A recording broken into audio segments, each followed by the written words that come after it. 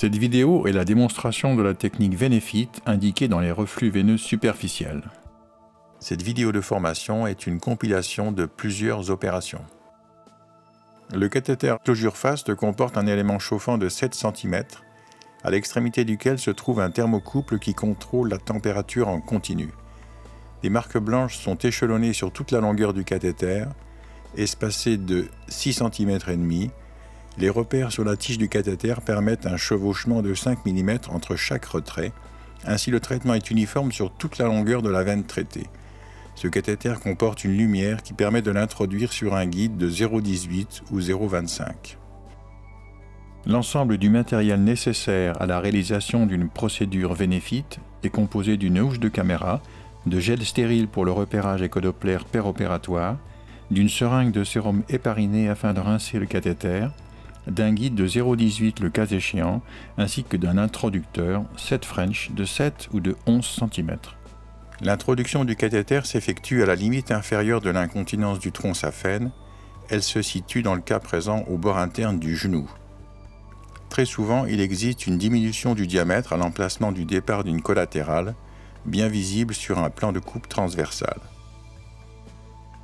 Avant toute anesthésie, la ponction peut s'effectuer à l'aide d'un cathlon vert 18 gauge avec un repérage échographique. L'extrémité de l'aiguille visible apparaît à l'image comme un point en surbrillance au milieu du tronc. Après vérification du reflux, nous introduisons un guide rigide qui servira à faire passer l'introducteur 7 French. L'anesthésie locale cutanée débute à cet instant au point d'introduction.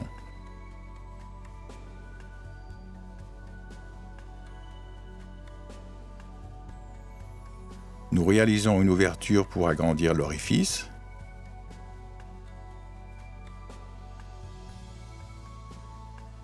Afin de mettre en place aisément la gaine d'introduction préalablement rincée.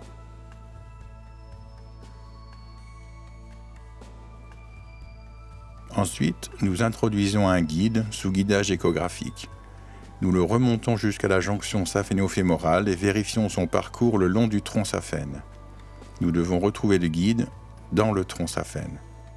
L'insertion d'un guide est utile mais pas obligatoire pour réaliser une procédure Venefit. La pointe de l'introducteur est retirée pour introduire le cathéter Closure Fast. Celui-ci doit être rincé préalablement avec du sérum physiologique stérile, avec ou sans héparine. Une fois rincé, connectez le câble du cathéter Closure Fast au générateur Closure RFG. Le cathéter est ensuite monté sur le guide en contrôlant les deux extrémités.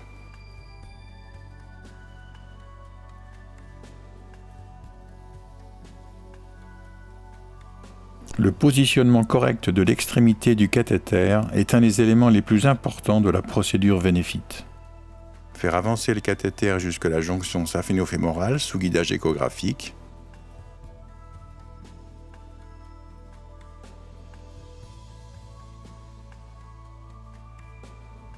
Afin d'observer facilement l'extrémité du cathéter, une injection de sérum peut être réalisée. Reculer l'extrémité du cathéter de 2 cm par rapport à la valve terminale.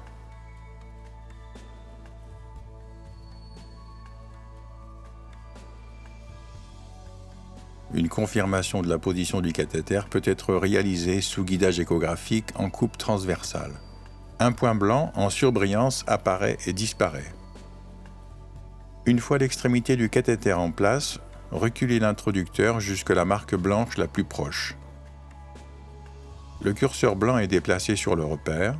Afin d'éviter tout mouvement, l'introducteur peut être maintenu par un stéristrip. Il faut veiller à ce qu'aucun mouvement ne soit effectué à partir de cet instant. Procédons maintenant à l'anesthésie tumescente. La première injection permet encore de vérifier la position de l'extrémité du cathéter. Lors de l'injection du liquide de tumescence, grâce à la présence du thermocouple, nous observons une diminution de la température sur l'écran du générateur.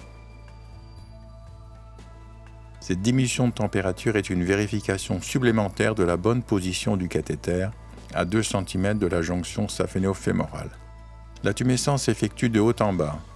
Le liquide utilisé pour la tumescence est le liquide de Klein, où l'excipient est du sérum salé dans lequel est dilué de la xylocaïne.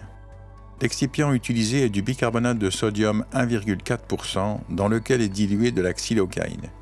Il faut être extrêmement vigilant au dosage du bicarbonate utilisé, qui doit être isotonique à 1,4%. Les autres concentrations de bicarbonate de sodium sont extrêmement toxiques. Le mélange usuel conseillé est de 14 ml de xylocaïne adrénalinée 1% ou non, dans un flacon de 500 ml de bicarbonate 1,4%. Cela permet de réaliser une dilution à 0,03%. Le liquide de tumescence est injecté tout le long de la veine traitée. Cette tumescence doit être extrêmement précise autour du tronc saphène, entre les deux feuillets du fascia. Une règle générale consiste à injecter 10 ml de liquide de tumescence pour 1 cm de veine à traiter. Quels sont les objectifs de cette tumescence ? Tout d'abord, elle assure l'anesthésie de la procédure vénéphite. De plus, la tumescence permet d'obtenir un bon contact entre l'élément chauffant du cathéter et la paroi du tronc saphène.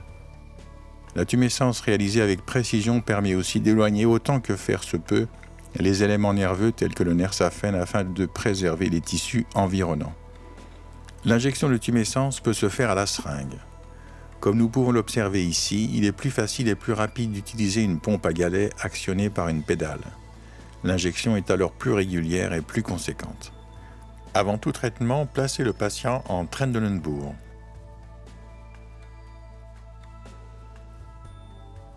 Le premier cycle de traitement s'effectue à 2 cm de la jonction saphéno-fémorale.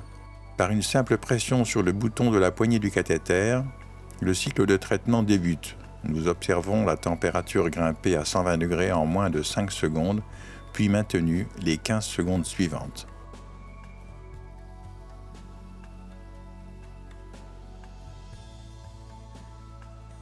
Deux cycles sont réalisés au niveau de la jonction saphéno-fémorale.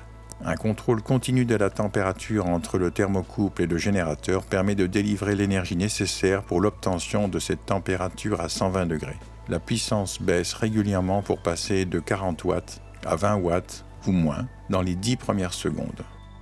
Lorsque les 2 premiers cycles sont terminés, retirez rapidement le cathéter jusqu'au repère suivant.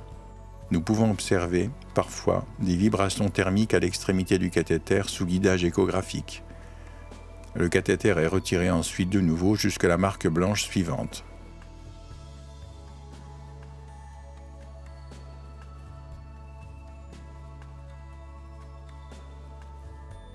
Entre chaque cycle de traitement, nous pouvons suivre le retrait du cathéter sur une coupe longitudinale. Le traitement est toujours déclenché en pressant le bouton de la poignée du cathéter. Il est important d'effectuer une compression externe sur toute la longueur de l'élément chauffant avec la sonde d'échographie afin d'obtenir un bon contact entre l'élément chauffant et le tronc saphène.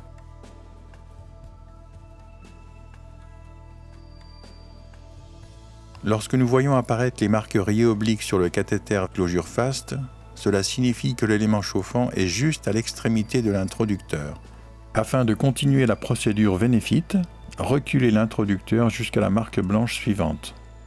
Ensuite, retirez le cathéter. Les marques rayées obliques seront alors visibles de nouveau. À ce stade, l'élément chauffant est situé à l'extrémité de l'introducteur. Nous effectuons le dernier cycle de traitement.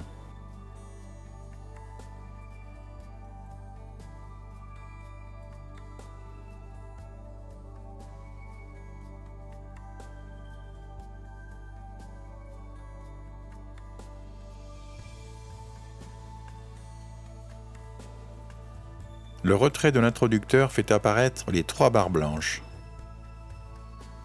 Attendre que la température diminue aux alentours de 50 degrés avant de retirer rapidement le cathéter closure fast afin d'éviter tout risque de brûlure de l'orifice d'introduction.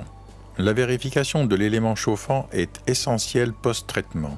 Nous observons un élément chauffant propre. Lors du contrôle échographique du tronc saphène traité, un épaississement de la paroi veineuse est observé. On remarque une terminaison en moignon à 2 cm de la jonction saphéno-fémorale.